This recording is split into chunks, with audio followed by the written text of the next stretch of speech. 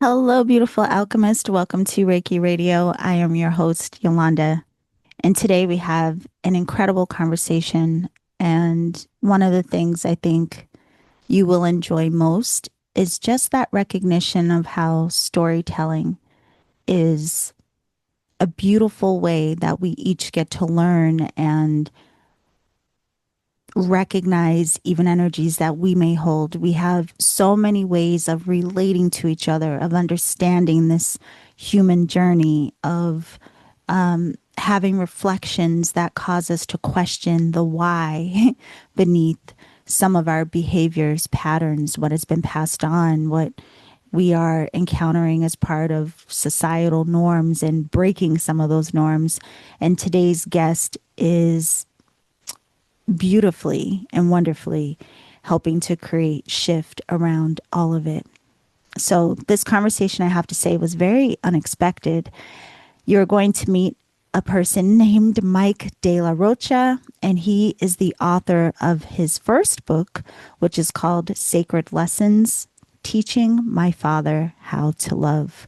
And this book literally just came out at the start of June. It is brand new, and I recommend that you grab a copy because, again, we learned so much and we started to go deeper in our own personal healing and exploration and cracking open windows of compassion through the lens of storytelling. So, as you will see, there is a lot that comes up in this conversation that I think is very important for the times that we're in, and definitely for those of us who are trying to be very intentional about our healing journeys. So, Mike is a visionary strategist. He is a musician and influential social justice change maker. And he is recognized as one of Good Magazine's 100 People Changing the World. He's also a recipient of the Peace and Freedom Award and a Shorty Social Good Award for social justice.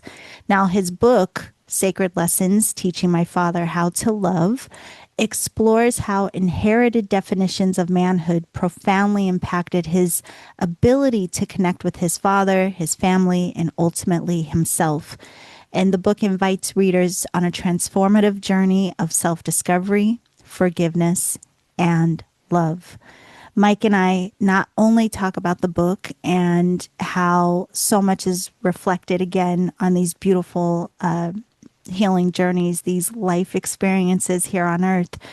But we also talk about other facets of his work where he is helping to initiate change. So he is co-founder of two other incredible companies. One is called Tepito Coffee in Pasadena, California, and you'll learn why this is such an incredible body of work as well.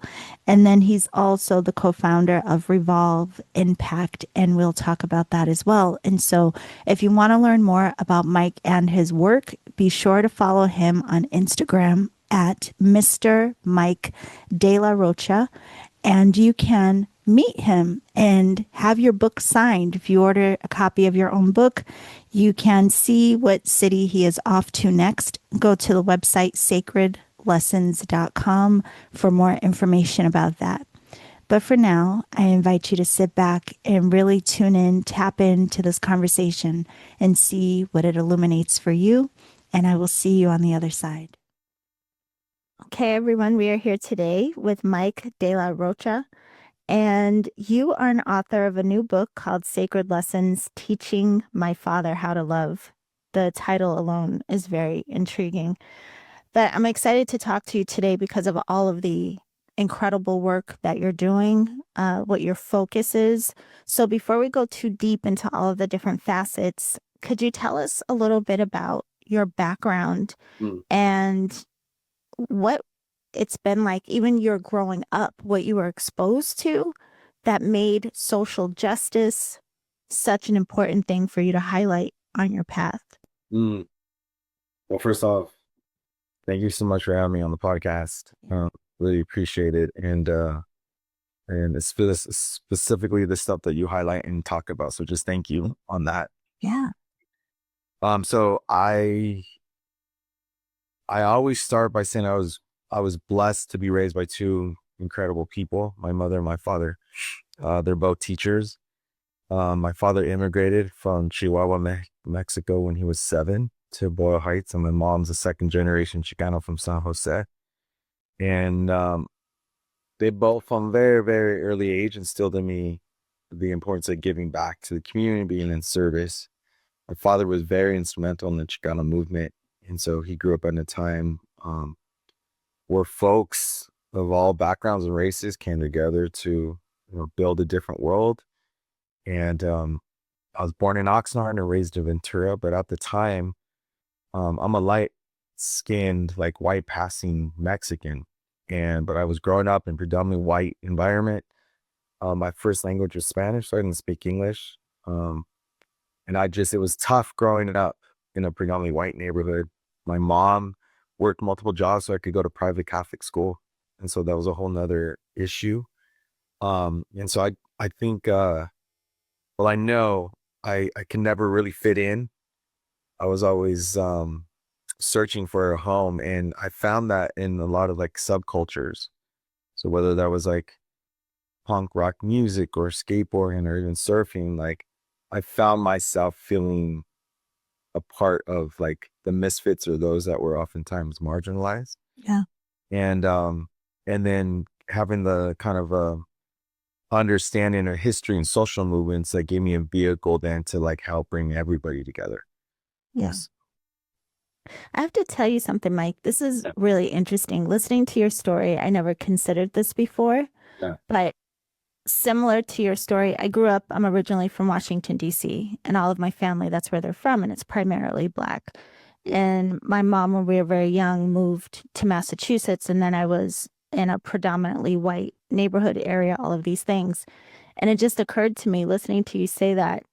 I don't know that anyone's ever said this, but I think there is something to like first generation that is kind of put into those kinds of environments that our parents may not know what the experience is really going to be like for us, but their intention is something better for us.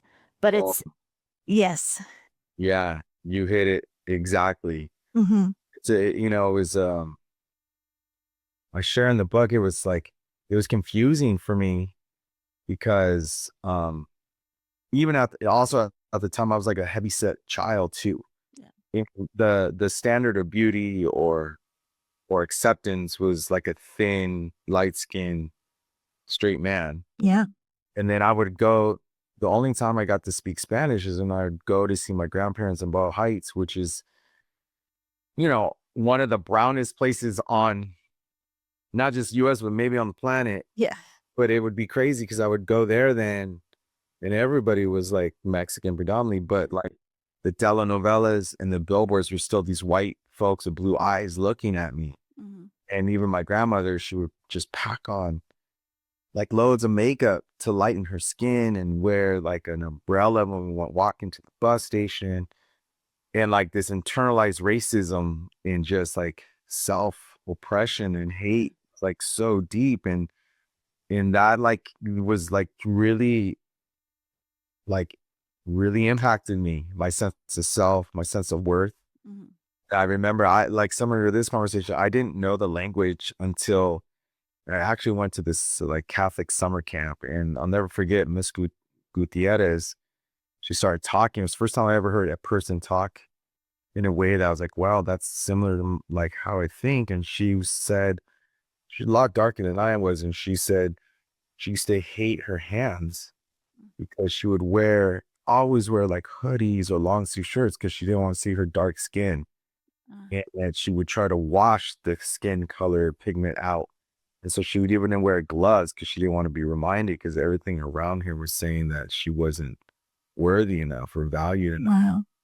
And that I was like in second, third grade when I heard those words. And at that, I think, those were all like the kind of like turning point moments of my life that let me have the worldview that I have now. So yes.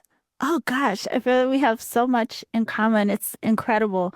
It's interesting too, listening to your story. It's also reminding me of how, I would go to DC every summer. So I would go back and forth between these two very extremely different environments, but something about our difference always being highlighted. Right. It's interesting how that then made us want to emphasize inclusion, you know, because I think, and I did see this with some people, especially when I came to California, some people in environments where they were the minority.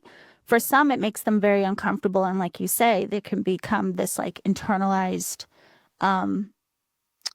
self-hate even. Yeah. But then for others, it can emphasize this desire to make sure that we all really learn and see and respect and honor each other and our differences. Very interesting. You just reminded me of something else too, Mike. I have to say, I know that a big part of your story includes music. Yeah. And I don't know how old you are, but I was born in the 70s. So anyway, I was young. I was in the 80s, you know, when hip hop became very big. And again, I was in Massachusetts at the time. And that was so impactful that now all of a sudden it was like, you know, this popularity of Black music for our generation in a different way. And just the culture around all of that, how significant that was for someone like me in an environment where no one looked like me. Yeah. Exactly. So I wanted to ask you a bit about that part of your work too, because you do have this blend of music and how powerful it is. So could you talk a little bit about this love of music and what made you use that almost as a transmitter for social justice? Yeah. It's such a beautiful question.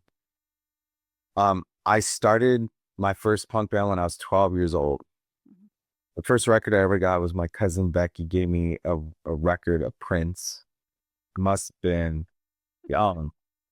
It was interesting because my dad growing up in East LA, he was really into like the Four Tops and Temptations and Midnighters. And my mom is from Northern California, so she was really into like more like soul, like Isaac Hayes and Tower of Power.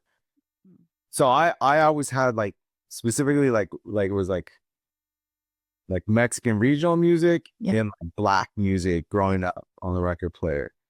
And then just given like this experience we're talking about, I had that as a foundation. And then it was the kids listening to punk that were the ones that weren't accepted. Yes. So that's where I like gravitated towards that. Yep. And my first job, a real job, I had to my dad took me to get a worker's permit. I was 13 years old and I worked at the Ventura Concert Hall. And I would see, well, first I saw a lot of things I shouldn't have seen.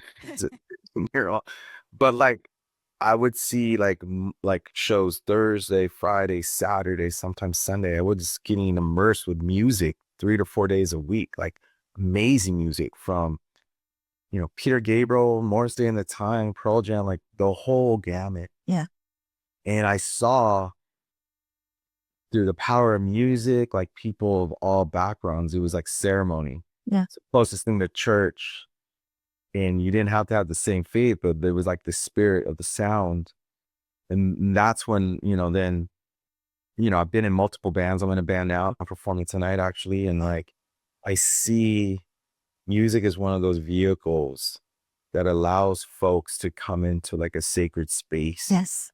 And, you know, right now, the role of artists in particular is so important because we really have to dream and paint the picture of different reality than we have now. Yeah. And it was ironic you talking about like hip hop, for example, because, you know, my textbook about politics wasn't a textbook, it was song.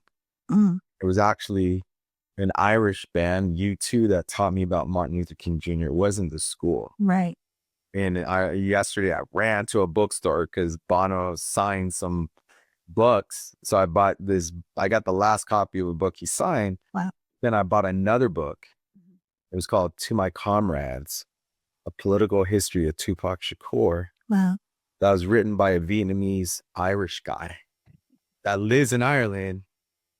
And it was told that I read the first chapter or whatever. And it was totally my life because it was like two groups, similar to what you and I are talking about. It was like one group that was really into the alternative rock scene, and their idol was Kurt Cobain, like mine. I Yeah. flipped and cried when he passed, you know? Yeah.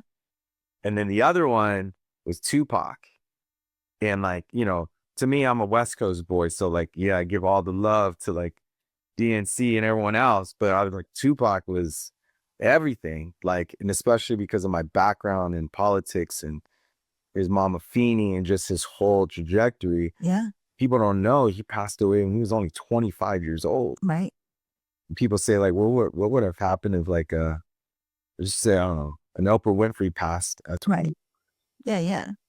you know, like Yeah. what we would not been able to get. And so, yeah, the power of music to transcend borders and identities is super powerful. And the thing that I always gravitated towards the most, I think I was in love and still am with like punk rock music because it was the most simple. I didn't go to music school. It's like 3 chords and the truth. You know what I mean? Like, Yeah. and it was all authentic and real and raw, which is the same adjectives you can use for a POC. Yeah. That was like what I was trying to do with the writing of the book and the music I make now. Is like, I just want to be my most authentic self, not sugarcoat it, and just be like, if I can be that honest and vulnerable, then hopefully it'll relate to somebody else. Yes. Wow, there's so many things. I was like, I wish we had all day to have this conversation.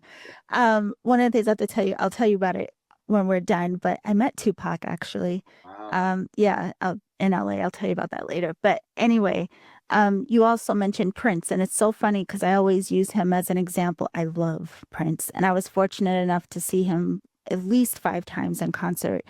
But I always say with my work, I want it to be like a Prince concert because you have every ethnicity, every age, everything.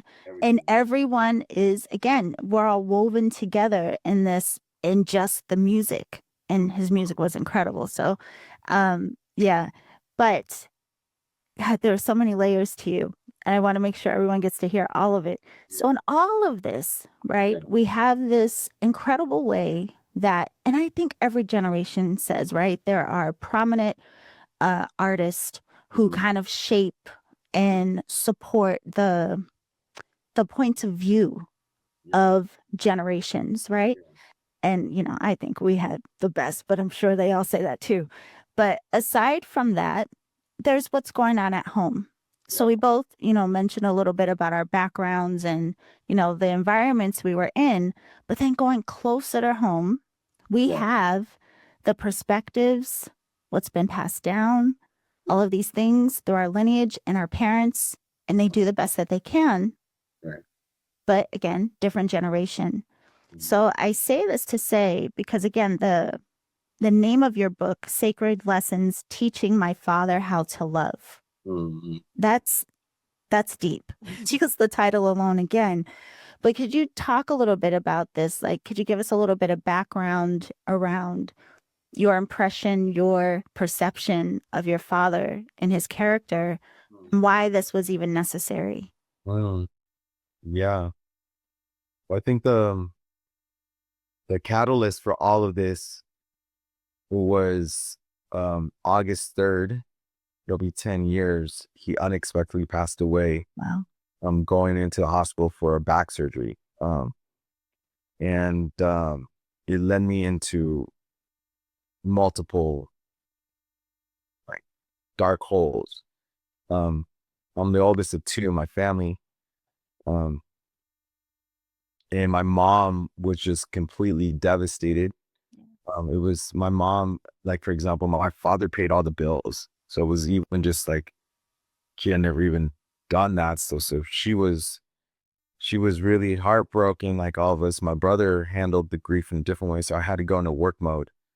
And I planned the funeral and contacted the people and tried to just get a sense of like their life, and actually moved back to Ventura for a couple months to just stay with my mom and just to kind of get things together. But my father will always wanted to write a book. And I actually painfully listened to all these interviews he did. I interviewed like his first roommates in college and different folks on his journey. And I actually said, you know, in memory of him, I'm going to write a book in his voice. the last 5 days he was alive, looking back on his life, everything from immigrating here to being one of the first 13 Chicanos at Santa Barbara. Wow. He was known as the Big Three of Ventura. It was himself, this African American woman, Dr. Ola Washington, and Janet Evans. It was a black woman, white woman, and him, and they would just go to war every day because people didn't. It was just really racist, man. They didn't think that they should be professors, that should be there, and they just stuck together. And that was like my first model of multiracial, multi-identity organizing.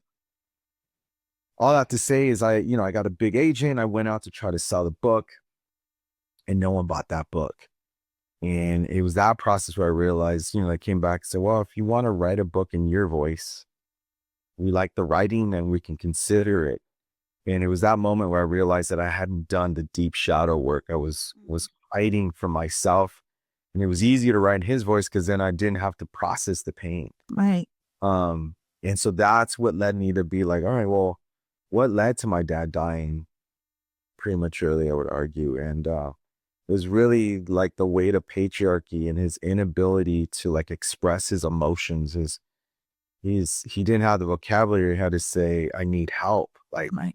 he would suffer in silence. And I started thinking about who are the men in my life that taught me to be a real man. And it was like, I only had one grandfather because my mom never knew her dad. And it was him and my dad. And they both had these similar ways of being, emotionally distant, hardworking. It's all the traditional stuff, Yeah. provider, protector. And it led me down this rabbit hole to figure out and accept that I had inherited these same patterns, unhealthy patterns. And the ultimate thing was like, I'm so blessed. My dad loved my brother and I more than anything. Like if you ask him now in the spirit world, what's your greatest legacy? He would say my sons. He was so proud. And we were never, for lack of, and I would probably say both like emotionally and materially, but my brother and I rarely heard the words "I love you." Yeah. It was because my grandfather, my abuelo, never said those words once to him. Wow. And it's like too many men are stripped in the language of like love and intimacy. And so for me, I was like, I want to live longer for my family, but I wanted to redefine like strength as vulnerability not being seen as weakness, sharing your emotions being like looked down upon.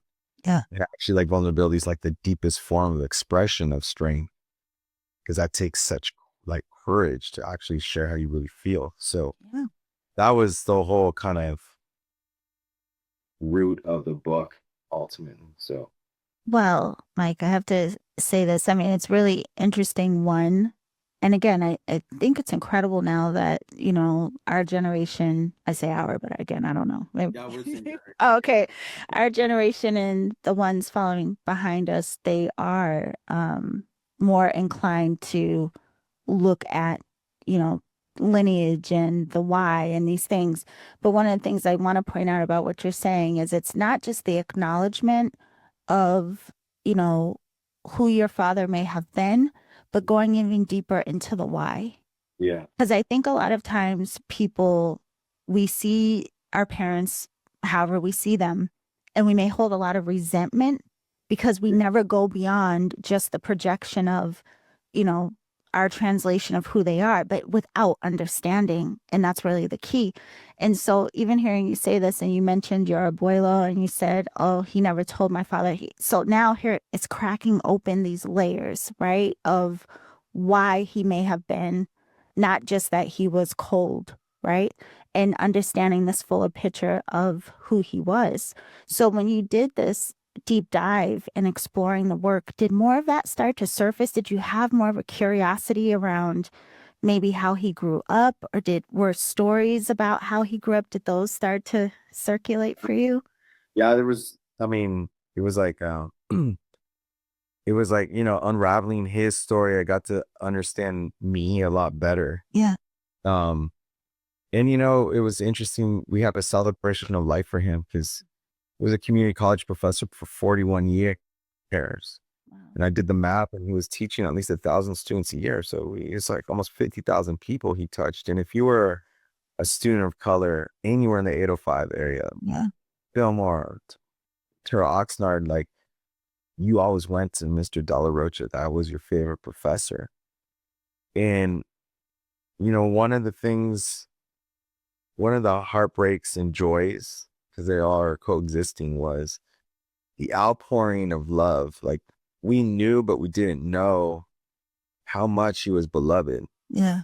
And it was just our dad. Like, I mean, he would take me to things. Like, even as a kid, before I could walk or talk, he would take me to rallies or take me to things, marches and protests. But the depth, I guess it's the depth of it. And I think it took me being at a certain age too, to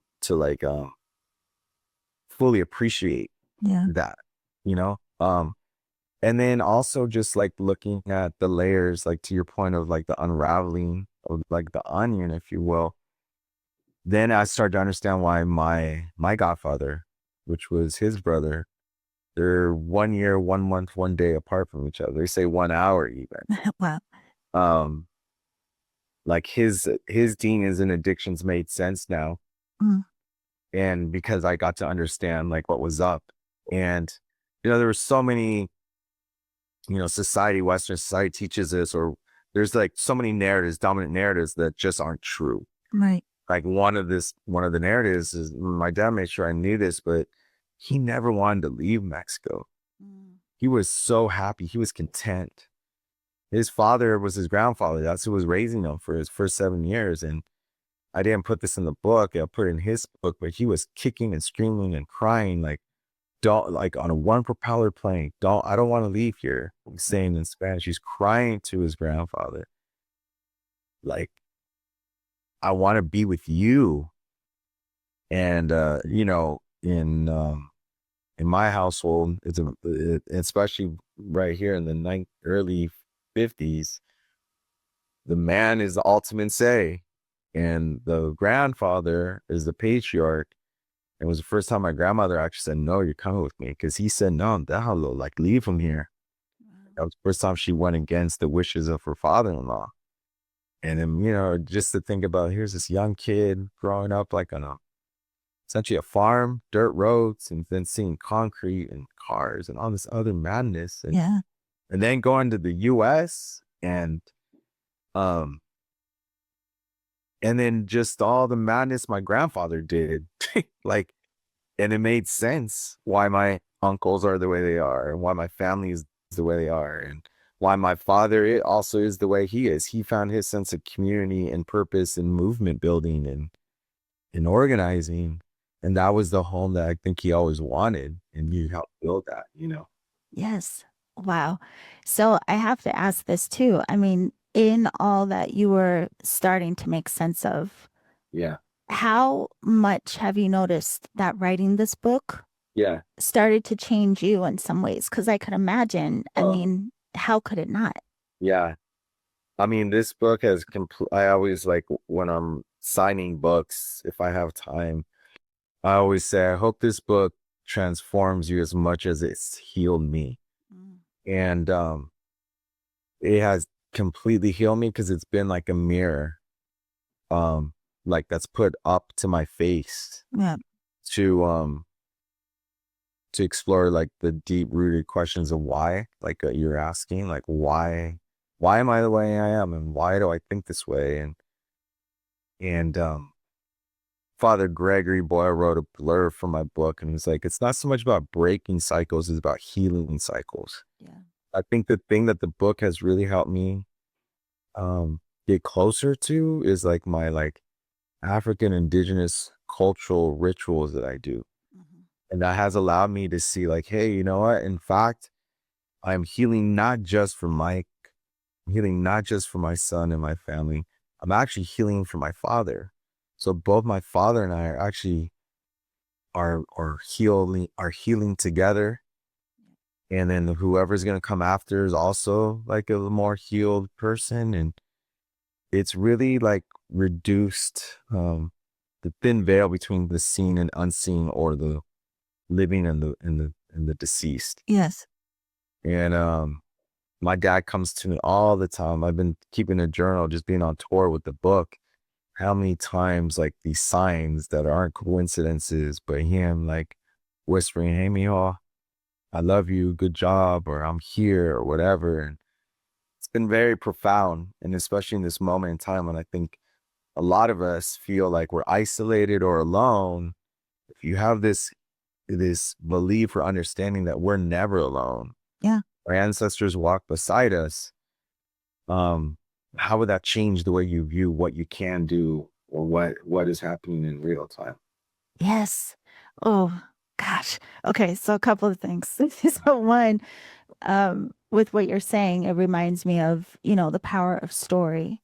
And Yeah. although in a lot of ways this book, is inspired by, your story, your father's story, Yeah. it's incredible the way that we relate and we see ourselves in these mirrors. So there's so many of us, um, I would imagine not just men, just Yeah. humans, we would read this and be able to identify or relate to a Yeah. lot of what you share, because I mean, we're surrounded by what has been the outcome of societal pressures and norms of what men are supposed to be and how they're supposed to behave. And we'll go deeper into that. But also with the ancestors, having the awareness of them present with us. Mm. One time I was watching this interview of these two men. They were both religious figures. I don't know the right term, if they were priest or whatever they were, but they were two different denominations. They both had this experience of going to other countries, specifically in Africa, to help build communities and, teach whatever their religious views were and all this and this. Mhm. But what they both realized in going into these different cultures was the children had a different level of confidence than the children in the West. Mm.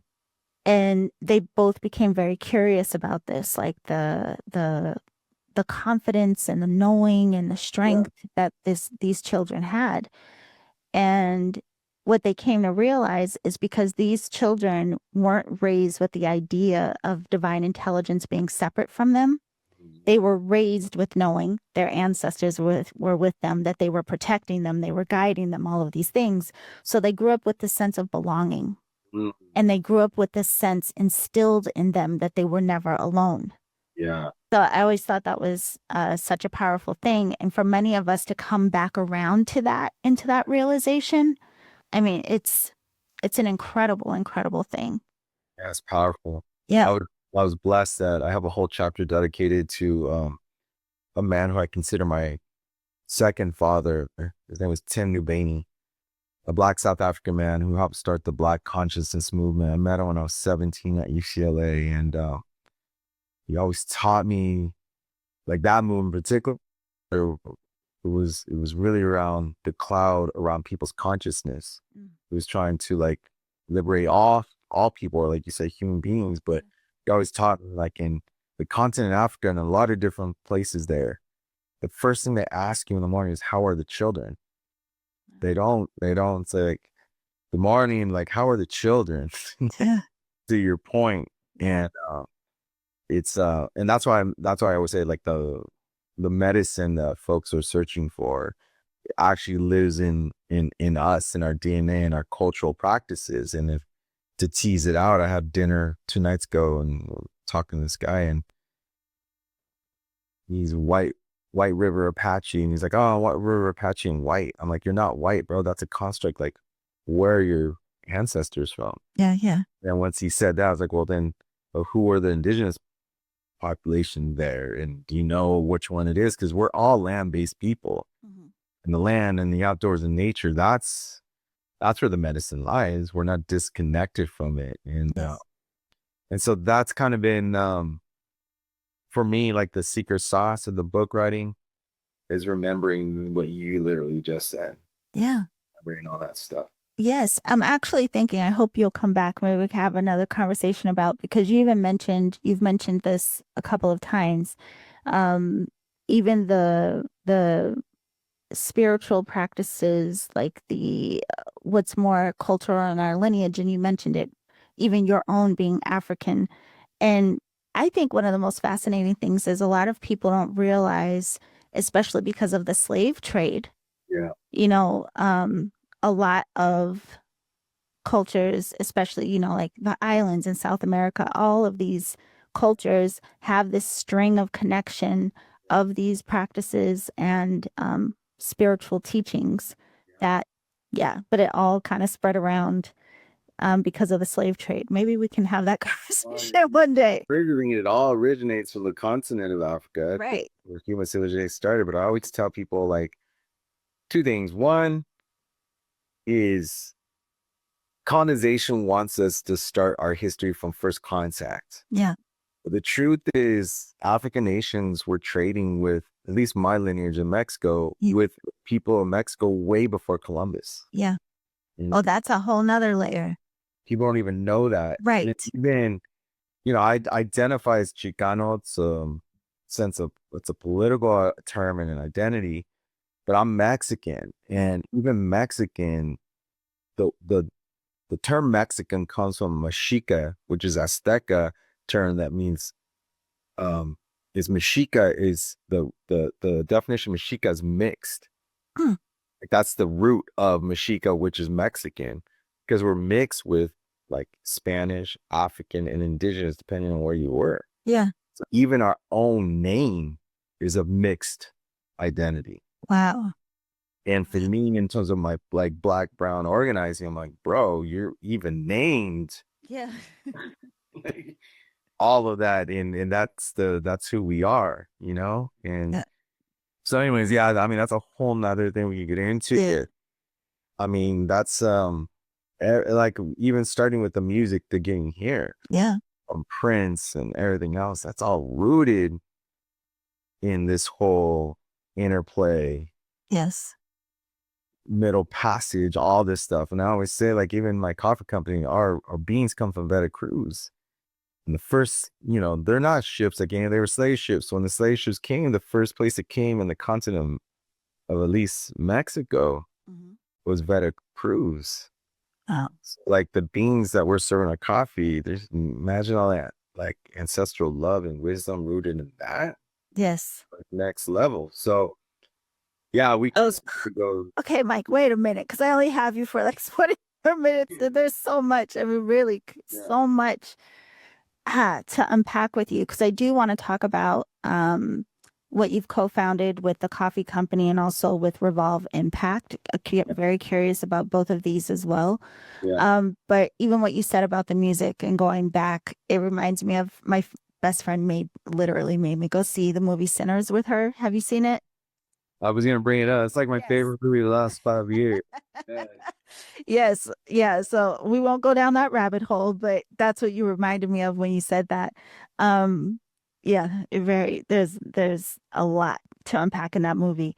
But so on top of this book, which sounds like in a lot of ways, interestingly enough, even though you wanted to write a different story of your father through his words, it sounds like you still had an opportunity to do that, and it's still being like a love letter of sorts to acknowledging who he was. But in this, is it to highlight a lot of what is put upon men in our society, and then in that illumination, how things may transform, or how there's a way to see it differently, or how to reconnect to the healthier expressions of what could have been or what should be? Yeah.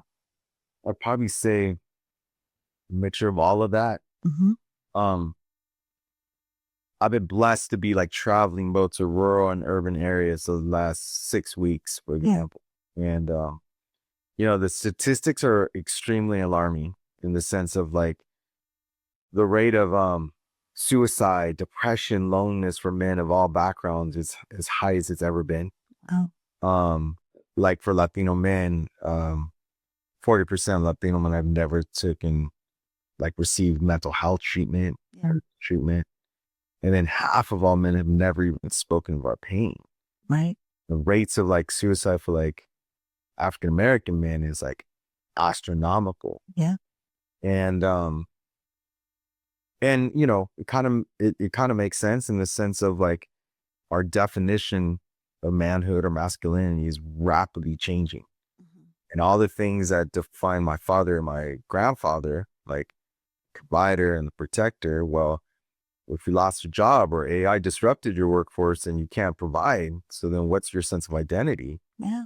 Or in this sense of empire we're living now, if you can't even protect your family from mass vigilantes, literally, Yeah. then you can't protect and you can't provide. So then who are you, right? Yeah. Um, but I always say, like, you know, that's a story. And there's always multiple stories that exist. But what I have been seeing is like our generation and younger, like I do see like all my friends, myself included, we're holding our children tighter. We're telling them, verbalizing, I love you. Right. A lot more of us are remembering our cultural practices of going to therapy. A lot of us are understanding that this myth, which is a lie that we have to heal in isolation, actually makes us sicker. So many more folks are looking for and searching for community. Yeah. And so, you know, I was writing my story as a way, hopefully, for others to see themselves in parts of it. And like this conversation with you is making me think, actually, this is like the most punk rock story I could have written. You know what I mean? Because like I was also like hyper and like intentional about the language Yeah. that my cousins who may not even have a high school education, that they could understand it as much as those I went to college with and everything in between.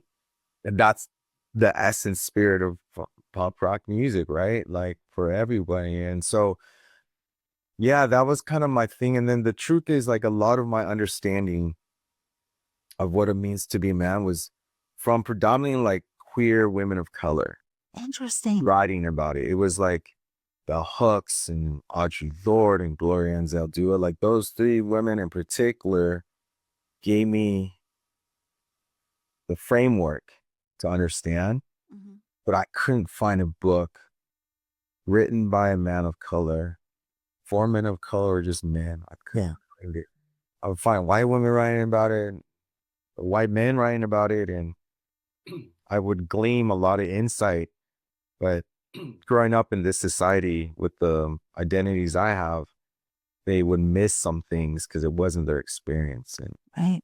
And so it was a mix of like those things that was really propelling me. And, you know, I know my dad was orchestrating from wherever he is in the spirit world. No, mijo, you have to write your story because um he lived his life, and I'm memorializing and keeping that flame alive through my story. But there's so many more men that have some experiences that I do right now Yeah. that are on this like not here or not there or first generation or whatever it is. And we need more textbooks. We need more Psalms that are teasing out all of these contradictions and pain points, you know? Yeah, and I think our generation has really seen the evolution of this because I could think of again, like when we were younger, there was very much in society like it was pretty one-dimensional of what a man is and what a woman is, and that was it. And I think within our generation, of course, there were disruptors around that, around expressing differently and having, you know, as again, every generation kind of breaks some kind of barriers. But I remember there being a phase where there was this questioning of like men being too soft and, you know, they can't be this, they can't be that. Well, there's always this pendulum swing. And it seems like now we are starting to see what does start to happen when we start coming into the center and embracing.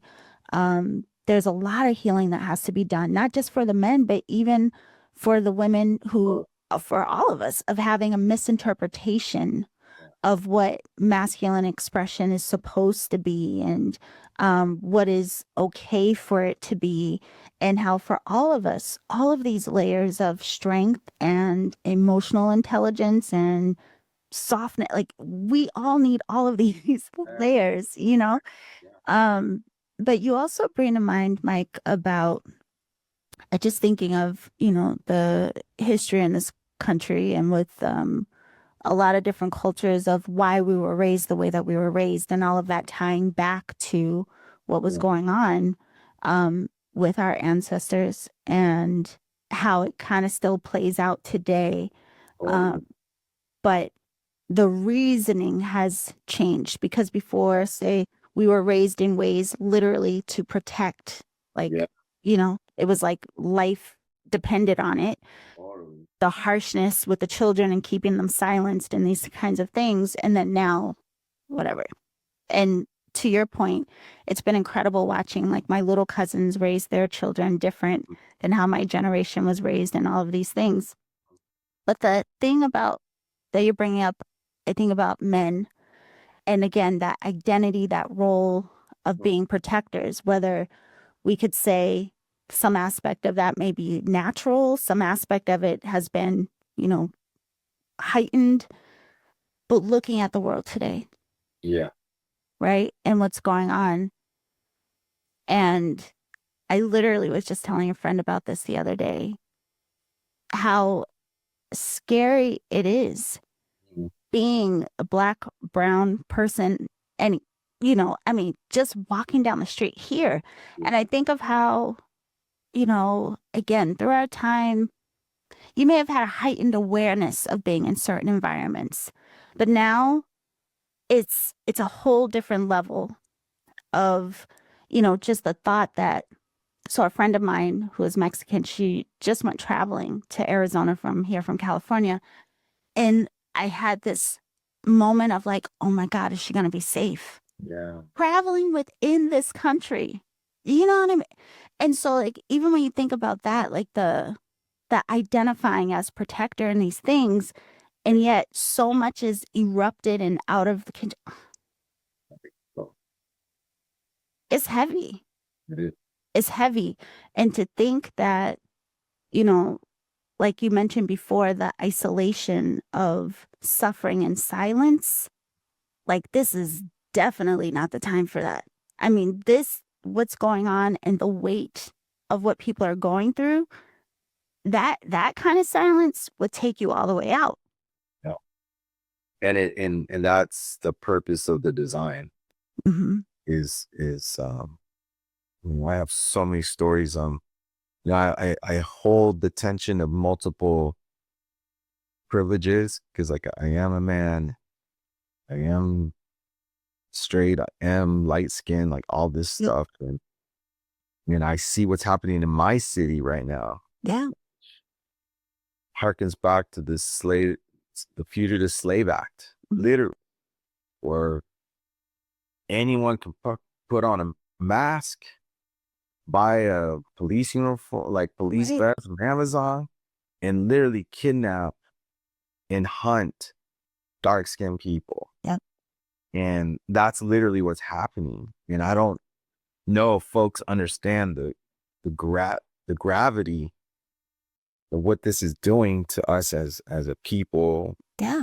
as an economy, as just like, you know, it's heartbreaking. Yes. Um, and at the same time, I try to like stay focused on the sense of like the amount of folks coming around collectively to protect. Yep.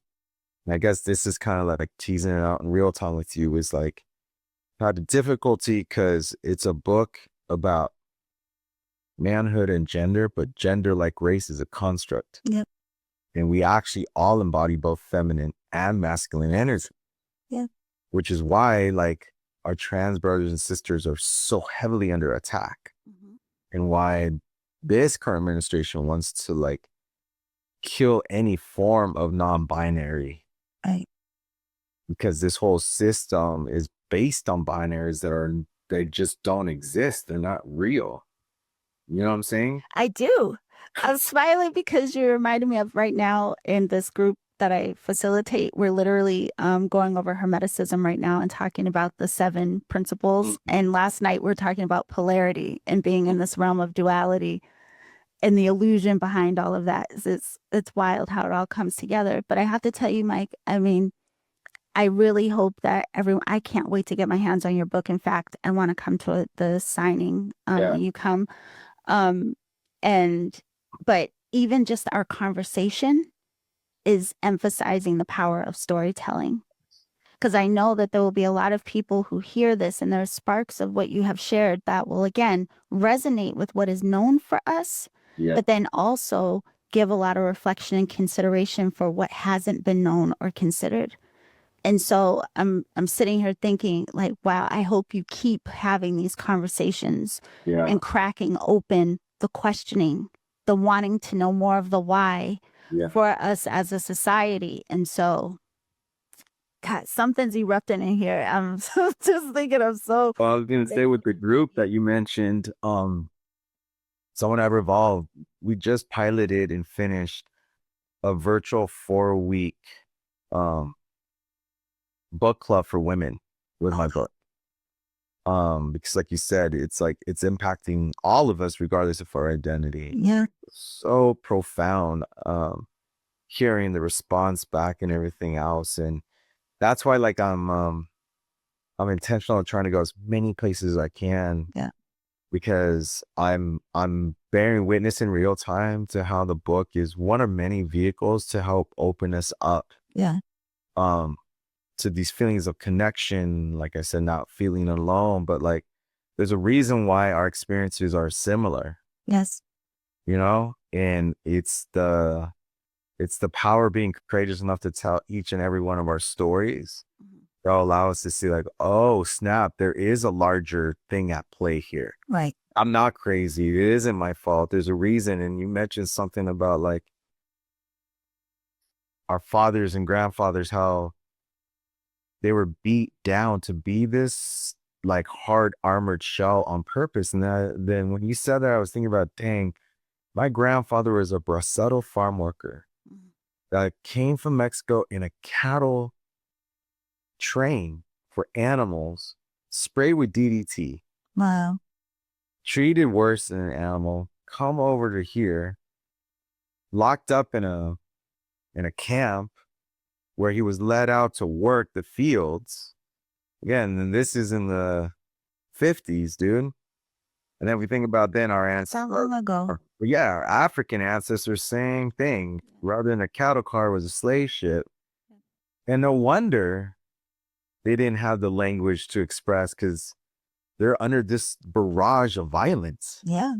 Like, and that's where, like, I think on the unraveling, then you start to feel a sense of compassion and acceptance. Yes. And knowing that I'm at a point where my grandfather, my father, all the men in my family, like, we are doing the best that we can. Yeah. And I think we use this word a lot, but we don't practice it, but we don't have great grace for each other. Yeah. We have this cancel culture or shaming, judging culture. And it's like, gotta have grace because like we're holding so much. Or even when we're talking about what's happening in real time, like there's a point where people break because you can't take the weight of oppression so much. And you know what's going to happen if you do break. And that's what the empire wants you to do. But there's only so much you could hold and bear. Yeah, but you know what, Mike, though? I mean, as you're saying this, there's something, I mean, I'm like, but listen to what you're saying, right? And we both, who knows? Like, I think we couldn't even imagine so much of what our ancestors went through. But because of their strength and their resilience, here you and I sit having this conversation. Can you imagine? I mean, that is incredible. It is. And that's why I think the real focus is storytelling. You know, storytelling is our oldest technology. We tell stories and still tell stories around campfires in nature, but they allow us to learn like who we are, but also like nothing we're doing now is original. Right. Right. Everything has been done before. And so if we listen to our elders, if we listen to our ancestors, say, hey, we did this and here was the outcome. Not to tell you not to do it, but this is the outcome. Yeah. And guess what? You have more tools than we did.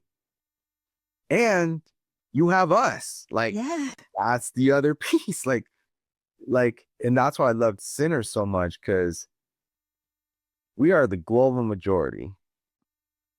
And we have spirit. There's no technology that's gonna like spirit. You can't hold spirit. You can't oppress spirit. You can't kill spirit, and you can't. It's energy. Mm. And that's where I'm trying to have people remember that Ashe. Like if you know that, none of this material stuff matters, bro. Like we're good. You know what I mean? Listen, I hope you keep storytelling, Mike. I need you to keep storytelling. But listen, so this leads into, I think it's very important for people to know about the other work that you're doing. So you did mention Revolve Impact and the book club that just happened, but could you tell us a little bit about what this organization is and how we can connect? Yeah. So Revolve Impact, we're a movement driven creative agency. We started 11 years ago. Um, we're we're privileged to work with like leading grassroots organizations across the country and different brands and companies around creating and implementing impact campaigns. And campaigns that don't just like raise awareness of issues, but like propel people to take action, to get involved locally. Like my father and like me, I found my sense of self and identity when I was in service to others and working with others, you know? Yeah. And so we do storytelling and content production, campaign management. We work with like a lot of athletes and others. Again, at the end of the day, I think like whether it's the music or the book or the company, they're all different vehicles that bring people together, Yeah. to remind us of our divinity, but also that like we do have agency and we do have power. Despite what folks may want us to believe, like, nah, like we actually do have strength. Yes. So yeah, I'm blessed. Revolveimpact.com, you can learn more about our work there. Yeah. And just trying to do as much as we can in this moment in time. I'm thinking, where do you sleep? When do you sleep? I'm going to put the links for all of these beautiful organizations and your work, the many layers and facets of your community outreach. And, God, we didn't have enough time. But I also would like you to tell us a bit about the Tapito coffee, because you did mention earlier about the coffee beans. Yeah. But could you tell us about this? And, that in of itself is so incredible. I was reading about that as well. Yeah. Yeah, so the Be the Coffee, one of our first social enterprises, it's co-owned by Jose Ariano, who amazing just brother of mine person, who's the vice president at Homeboy Industries, which is the largest gang intervention agency in the world. And so it's our opportunity to really highlight a sense of cultural pride, in the sense that like the best coffee in the world comes from Africa and Latin America. Mhm. That there's few coffee companies owned by Black or brown folks. And we want to share like the best tasting coffee that comes from our ancestral home of Mexico. And at the same time, provide employment opportunities for formerly incarcerated and folks impacted by the criminal legal system. And we just want to love up on our culture and on each other and be unapologetic about it. That's why I think, for me, like this is my own opinion, but I think like Ryan Coogler is the greatest American director alive right now. Mm. And call him Black director, but I said American on purpose. Like, Yeah. you can't touch him, but his knowledge of self and unapologetic of loving his ancestors and his history, trying to do that in the same vein around Yeah. our coffee company. And in this time when we need more joy and love, like come taste it in the coffee and with the people serving it to you. So So incredible. I have to say, you are inspiration, your story.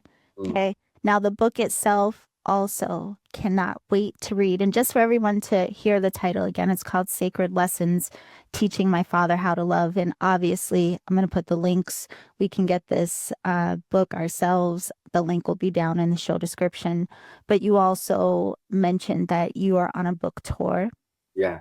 And again, I just have to say, like, your story, what is continuing to be written and of itself is such an inspiration. So, genuinely, thank you for all that you're doing Thank you. and what you're helping to inspire in all of us through your work and your story.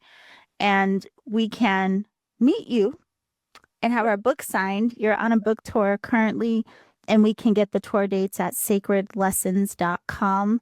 Could you tell us a little bit? Are you going to be East Coast, West Coast, mostly over here? Yeah, I'm honestly, I'm trying to go everywhere. I've been on the East Coast already. On the West Coast. I'm going to the Midwest. So I have a book talk performance tonight in Los Angeles, actually on Skid Row. Oh, wow. Very intentional about going places that folks don't want to go to, Yeah. and learning from and sharing there. And then I go next to Wisconsin and then Chicago, and then I come back for some West Coast dates and back for some East Coast dates. So, but I'm wanting to share the medicine. So, folks, there's a contact form on sacredlesson.com too. If there's something where I can come and learn from and share. Um, I really feel like the book is one vehicle to bring us together and like sacred circle to share our stories like we've been talking about. So. Well, because I'm familiar with DC, I told you this where I'm from, and I go home all the time. There's a place there you may want to check out called Busboys and Poets. Yes, that seems like it would be a perfect venue for your book and what you're doing. So I have to tell you. Well, I'm gonna say, if anyone, I want to go there. So anybody, hook up a brother. I'm ready to go. So yes. Yeah, I mean, listen, we'll talk in a minute after all of this, and I just want to thank you again for coming and having this conversation. Yeah. But also want to tell everyone, what is the best way and place to follow you, to learn more about your work and just connect with you? Probably the best place to be like online on all the socials. It's at Mr. Mike Della Rocha. So Mr. Mike Della Rocha is I do wear multiple hats. Yes. Like on Mr. Mike Della Rocha, like on IG or wherever, I talk about my music and the company and the book. And well, right now I'm having fun trying to blend all of them together. Yes. Like today is actually one of the few times where it's like, Revolve Impact has really been the engine around the book, both like the support, the tour itself and the production and financial support. And then today it's like my worlds are colliding. It's like Revolve, the book, my band, like it's all going to be an explosion today. Yes. So I actually had another interview that got canceled. I'm so excited because I can just focus on this conversation and like get ready for tonight. So Grounding. yeah. Yeah. Well, congratulations in all that you're doing. And again, just even for doing it, because, a lot of us may talk about and wonder about and not know how to actually add to the support and the change that is so necessary. So again, thank you for being an inspiration for that. And everyone, you're going to visit on Instagram, Mr. Mike De La Rocha, and go to sacredlessons.com to check out the book tour. Perfect. Thank you so much, love. It was nice meeting you. Yeah, you too.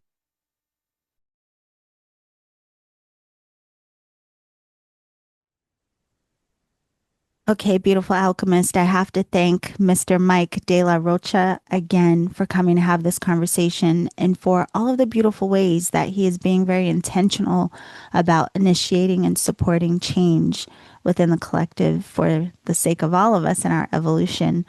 And, here on Reiki Radio, we talk to all kinds of authors and teachers and healers. And this kind of conversation really emphasizes the why. I love that we get to look at the healing journey from so many different lenses and perspectives, and seeing how it's just part of our day to day and our everyday, and the mindfulness that we can all go deeper into, but also seeing and learning about the different ways that we can support change for ourselves, but then also trickling that out to support for all very intentionally. So I can't thank Mike enough for the work that he is doing, for coming to have this conversation with us today. And if you want to follow up and learn more about Mike and his work, don't forget you can follow him on Instagram at Mr. Mike De La Rocha. And you can go to the website sacredlessons.com to find out his book tour dates. And I will put the links for all of this down in the show description.